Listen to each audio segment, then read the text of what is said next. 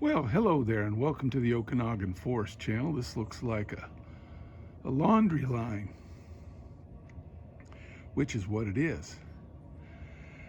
And this is not up at the cabin. This is down in the flatlands closer to the coast. But more importantly, I've been having a conversation with an old friend of 60 plus years about Dutch ovens.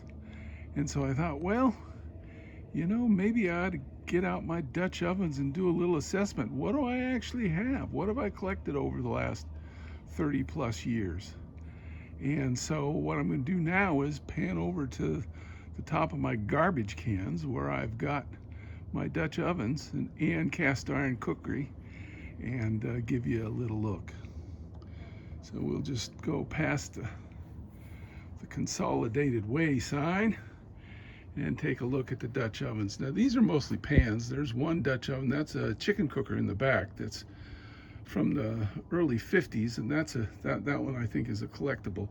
Most of the rest of what I have is, at least here, is just regular good Lodge quality. Most everything I have, not quite, but most everything I have is Lodge, and Lodge is just the best in my opinion.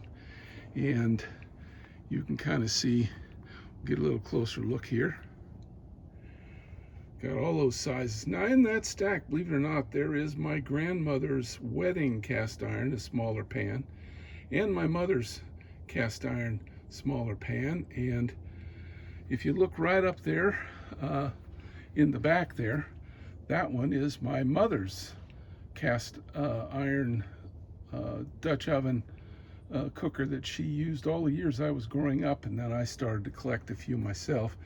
What's interesting is most of these I have in storage right now, and that's perfectly fine. But I also got them mostly at secondhand stores for 10 or 15 bucks. And the thing about cast iron, if you know how to season cast iron, it turns out to be just as good bought secondhand as new, if you know what you're doing. And then there are my bigger ones. These, I've got two. That number 12 and that number 10 in the back there have legs, or 3 legs on them, so you can put them in a fire. And that number 12 I used for years in Beijing. We used to make just a wonderful lamb's leg in that when we lived in Beijing.